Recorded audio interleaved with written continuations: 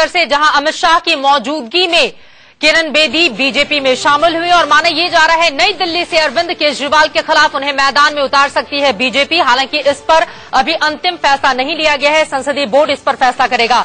हमारे साथ हमारे दो सहयोगी राकेश कुमार सिंह और संजय शर्मा जुड़े हुए हैं अलग अलग जगहों से। इसके अलावा हमारे editor in chief Deepak Chaurasia studio में मौजूद हैं। दीपक जी, किरण बेदी ने जो भी बातें अपनी सामने रखी, उससे जरा भी लगा क्या कि आज पहला दिन है उनका बीजेपी में? नहीं, किरण बेदी एक परिपक्व वक्ता हैं और चाहे भारतीय जनता पार्टी का फोरम हो, चाहे अन्ना का रामलीला मैदान हो, चाहे कोई सोशल फंक्शन हो, चाहे कोई इंटेलेक्चुअल गैदरिंग हो, किरण बेदी को कहाँ क्या कहना है वो उनको बहुत अच्छी तरह पता है। इसीलिए किरण बेदी का भले से राजनीति के अंदर ये पहला कदम हो, लेकिन वो जानती हैं कि उन्हें कब, कहाँ, कैसे और क्या बोलना है। इसीलिए उन्हें परफेक्ट कम्युनिकेटर कहा जाता है। लेकिन जहां तक भारतीय जनता पार्टी का सवाल है, चित्रा, मैं ये बताऊंगा, ये दिल्ली चुनाव से पहले बीजेपी का सबसे बड़ा मास्टर स्ट्रोक है। अरविंद केजरीवाल की सबसे नजदीकी सहयोगी को तोड़ लाना। भले से किरण बेदी और अरविंद केजरीवाल के जो रिश्ते हैं वो खटास भरे रहे हैं जब से उन्होंने पार्टी बनाई है, लेकिन अरविंद केजरीवाल के साथ अन्ना के आंदोलन को सफल बनाने की एक मास्टर स्ट्रेटेजिस्ट रही हैं किरण बेदी। इससे इनकार नहीं किया जा सकता। बीजेपी तो अब आश्वस्त हो जाएगी अगर नई दिल्ली से उन्हें मैदान में उतारा गया तो अपनी जीत को लेकर। देखिए, अभी सस्पेंस बनाकर रखा है अमित शाह ने। अभी अरविंद केजरीवाल की रातों की नींद उन्होंने हराम करके रखी हुई है और वो तब तक इसकी घोषणा नहीं करेंगे जब तक इस पर पूरा सस्पेंस क्रिएट ना हो जाए। यानी आम आदमी पार्टी के रातों की नींद अभी खराब होकर रहेगी जब तक किरण बेदी के बारे में अंतिम फैसला ना हो जाए।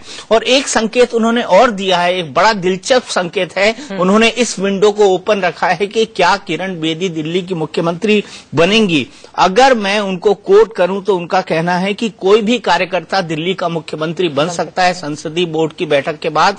और उन्होंने ये भी गिनाया है किरण बेदी ने कि उनका 40 साल का प्रशासनिक अनुभव है। तो ये दो बातें बड़ी बेहद महत्वपूर्ण है। उन्होंने ये भी कहा कि अब मैं मिशन मोड में आ चुकी हूं। मिशन मोड में आ चुकी हैं और मोदी की भूरी भूरी प्रशंसा की। पहली लाइन मोदी की प्रशंसा से शुरू हुई और मोदी की प्रशंसा, जो उनका मिशन मोड था, वो मोदी की प्रशंसा और मोदी के गुणगान से ही शुरू होता है। तो जाहिर सी बात है, किरण बेदी को पता है कि किसको खुश करना है, किसको नहीं खुश करना है, अपने भाषण में क्या बात बोलनी है, क्या बात नहीं बोलनी है। तो दोनों विंडो खुली हुई है, अरविंद केजरीवाल के खिलाफ चुनाव लड़ने की और मुख्यमंत्री के एक प्रबल दावेदार होने की। और किरण बेदी ने इतना बड़ा फैसला इतने समय बाद लिया है और अरुण जेटली ने उसकी तरफ इशारा भी किया कि किरण बेदी के चुनाव लड़ने की अटकलें कई बार उठती रही हैं, तो किरण बेदी को इस सीनियोरिटी का फायदा जरूर मिलेगा। बीजेपी लगातार उनसे संपर्क में थी, उनकी ओर से ये भी कहा बीजेपी संपर्क में थी और बीजेपी के बारे में अच्छी अच्छी बातें किरण बेदी बोलती रही हैं। और मुझे लगता है कि ये स्ट्रैटेजी बीजेपी की कहीं ना कहीं भारतीय जनता पार्टी को मदद करने वाली है कि किरण बेदी जैसी एक बेदाग छवि की महिला उनके साथ इन चुनाव से पहले जुड़ गई है। बिल्कुल, बीजेपी के लिए बहुत बड़ा फायदा। वहीं अरविंद केजरीवाल के लिए मुश्किलें खड़ी होने वाली हैं और ये मुश्किल तब और ज्यादा बढ़ जाएगी अगर नई दिल्ली सीट से बीजेपी उम्मीदवार बनाती है किरण बेदी को। हालांकि इस पर आखिरी फैसला नहीं लिया गया है। सीधे बीजेपी दफ्तर का रुख करेंगे। संजय शर्मा हमारे साथ जुड़ चुके हैं। अब संजय, जब घर से अमित शाह निकले अपनी गाड़ी में बिठाकर किरण बेदी से, उसी से तस्वीर साफ हो गई थी कि अब बीजेपी का बड़ा चेहरा दिल्ली में होने जा रही हैं किरण बेदी। जी हां, आज का ये जो फैसला अभी अभी आप लोगों ने देखा है टेलीविजन पर, आप मान सकते हैं कि आज से दिल्ली का चुनाव पूरी तरह से चेंज हो गया, पूरी तरह से बदल गया। अरविंद केजरीवाल के लिए बड़ा झटका है और आज से चुनाव अरविंद केजरीवाल बनाम मोदी की जगह अरविंद केजरीवाल बनाम किरण बेदी हो गया। किरण बेदी का आना इस बात को साबित करता है कि अब पूरा चुनाव उन्हीं को ध्यान में रख करके बीजेपी लड़ेगी। अभी तक जो बात केजरीवाल कहा करते थे कि केजरीवाल के खिलाफ कौन, केजरीवाल जैसा नेता कौन है बीजेपी में, कौन उनको टक्कर दे सकता है, लेकिन आज के बाद वो सवाल यहीं पर खत्म हो गया। किरण बेदी बड़ा चेहरा है। दोनों ही नेता, चाहे अरविंद केजरीवाल हो चाहे किरण बेदी हो, दोनों ही अन्ना हजारे के आंदोलन से निकले हुए चेहरे हैं। दोनों ने बड़ा रोल प्ले किया अन्ना हजारे के आंदोलन में और दोनों की अपनी क्रेडिबिलिटी अलग अलग तरह की है। केजरीवाल के खिलाफ कई बातें सामने भी आई हैं, लेकिन अभी तक किरण बेदी की छवि साफ सुथरी है। अन्ना हजारे से लगातार जुड़ी रही, अन्ना हजारे के सबसे करीबी माने जाने वाली रही है किरण बेदी। और यहां तक कहा जाता है कि अरविंद केजरीवाल और अन्ना हजारे में जो दूरियां बनी है उसके पीछे कहीं न कहीं किरण बेदी का रोल रहा है। इंडिया अगेंस्ट करप्शन करप्शन उजागर करने में किरण बेदी का बहुत बड़ा रोल रहा है। ये मास्टर स्ट्रोक है, इसको आप कह सकते हैं कि प्रधानमंत्री नरेंद्र मोदी और अमित शाह ने एकदम समय पे एकदम सही टाइमिंग पर तुरुप का पत्ता खेला है। बिल्कुल सही कहा, और इसका पूरा फायदा भी बीजेपी को मिलेगा। इस बात को लेकर बीजेपी पूरी तरह से आश्वस्त है। लेकिन सवाल यह है, क्या दो किरण से अब नई दिल्ली सीट पर केजरीवाल का मुकाबला होने जा रहा है? इस पर हम चर्चा करेंगे। एक छोटे से ब्रेक के लिए रुकेंगे, फौरन लौटते हैं। किरण बेदी बन चुकी हैं भारतीय जनता पार्टी की नेता। अब से कुछ ही देर पहले अमित शाह की ओर से फूलों का गुलदस्ता देकर उनका स्वागत किया गया। इस वक्त तमाम खास मेहमान भी हमारे साथ जुड़ चुके हैं, वरिष्ठ पत्रकार राज बिहारी जी और अनुज गुप्ता जी। राज बिहारी जी, अब आपसे सवाल ले लेती हूं। किरण बेदी के शामिल होने से बीजेपी कितनी मजबूत हुई है दिल्ली में? मुझे तो लगता नहीं किरण बेदी जी के आने से बीजेपी को कुछ फायदा होने वाला है। चेहरे का फायदा तो होगा जनाब। तो इसका मतलब है कि बीजेपी के पास कोई चेहरा नहीं था। बीजेपी के पास में पहले से दिल्ली में चेहरा रहे हैं, कई चेहरा रहे हैं। मेरे ख्याल से अगर बीजेपी मुझे लगता है कि क्योंकि पिछले कई साल से वो पार्टी में आने की कोशिश करती हैं, पार्टी में कभी उनकी बात नहीं बनती। जहां तक मुझे ध्यान है 2009 के लोकसभा चुनाव में भी उनको लाने की बात चल रही थी, तब उनका कहना था कि मैं राजनीति जैसी गंदगी में नहीं जाना चाहती हूँ। 2013 के चुनाव से पहले भी उनकी कुछ बीजेपी के नेताओं के साथ मीटिंग हुई थी, और खासतौर पर जो जानकारी थी कि मालवीय नगर से वो चुनाव लड़ना चाहती थी किरण वालिया के खिलाफ। लेकिन जब ये बात फैल गई कि किरण वालिया वर्सेस किरण बेदी होने वाला है, तो उन्होंने मना कर दिया कि नहीं, मैं राजनीति में नहीं जाना चाहती हूँ। अब मुझे नहीं लगता कि दिल्ली में मुझे लग रहा है कि अमित शाह की चिंता दिल्ली में सबसे थोड़ी ये है कि वो बार बार ये बात कर रहे हैं कि दिल्ली बीजेपी के जो नेता हैं, जो कार्यकर्ता हैं, जो पदाधिकारी हैं, उनसे वो खुश नहीं है, उनके कार्यशैली से खुश नहीं है। क्योंकि इसका असर आपने देखा होगा, रामलीला मैदान की रैली में पड़ा। वो 1 लाख का दावा कर रहे थे, 25-30 हजार की भीड़ मुश्किल से जुड़ी। रोज उनके यहाँ लड़ाई झगड़े हो रहे हैं, रोज एक दूसरे नेताओं पे जा रहे हैं।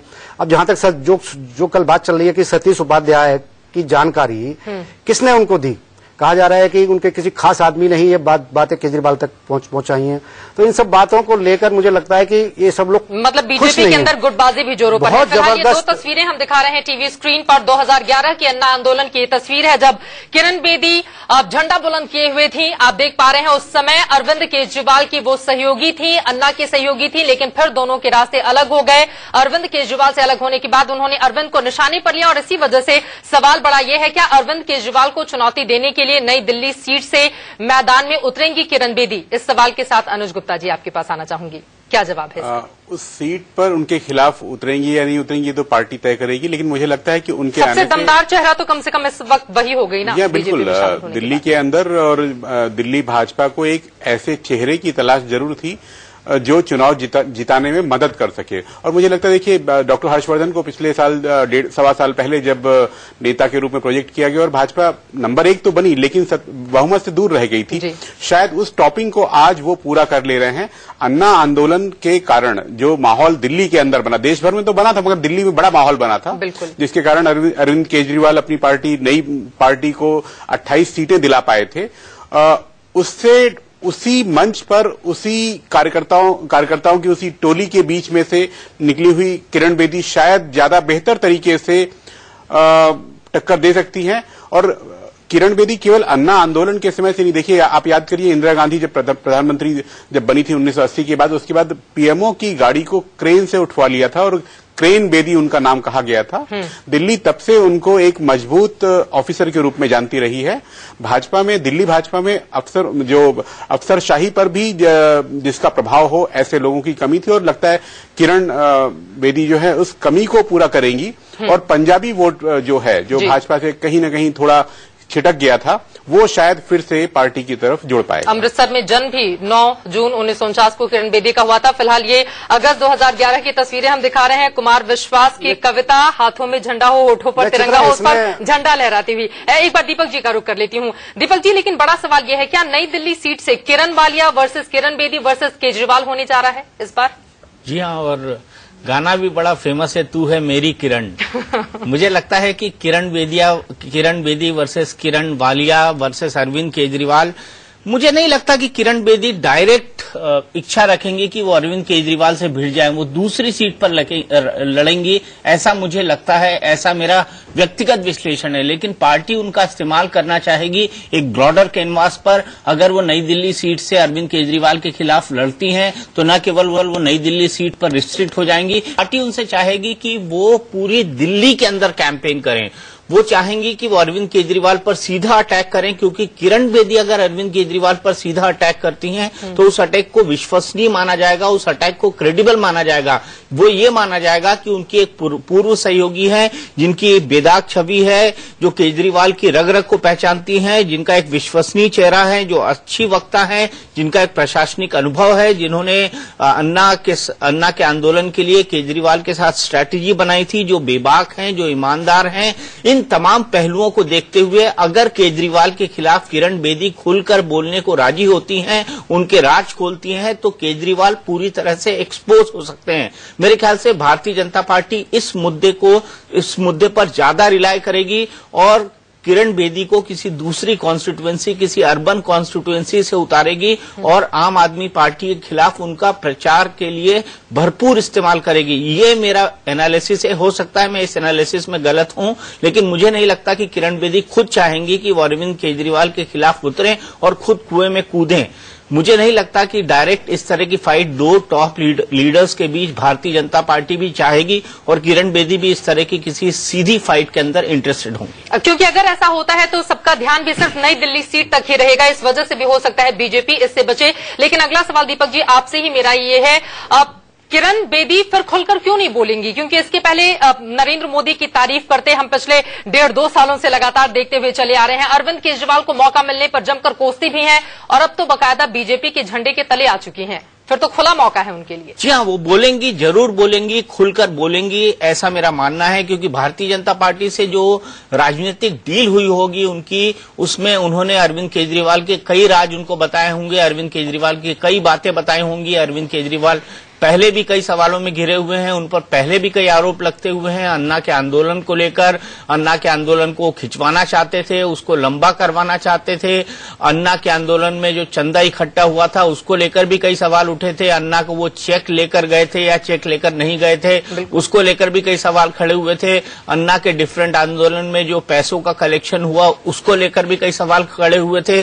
तो कई सवालों के दायरे में अरविंद केजरीवाल और उनके तमाम एनजीओ अभी भी फंसे हुए हैं। तो अगर केजरीवाल के इन तमाम कच्चे चिट्ठों को किरण बेदी खोलती हैं तो उनकी साख के लिए, उनकी विश्वसनीयता के लिए एक बहुत बड़ा संकट पैदा हो जाएगा। और चुनाव से एन पहले अगर किरण बेदी किन्हीं भी मामलों में खुलासा करती हैं तो केजरीवाल को जवाब देना मुश्किल हो जाएगा।